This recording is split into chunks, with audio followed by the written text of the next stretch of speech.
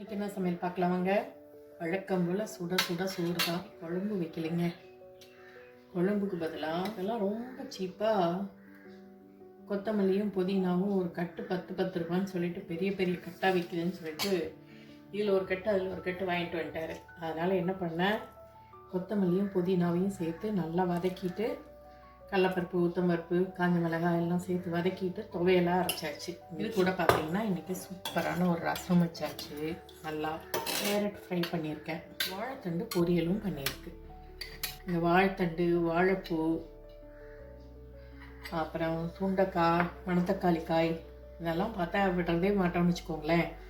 எல்லாத்தையும் கம்பல்சரியாக நான் சேர்த்துருவேன். நான் கூட ஸ்பெஷலான ஒன்று மாங்காய் பச்சடி. நம்ம மரத்துலேருந்து ஒரு பெரிய மாங்காய் நேற்று உளுந்துருச்சு.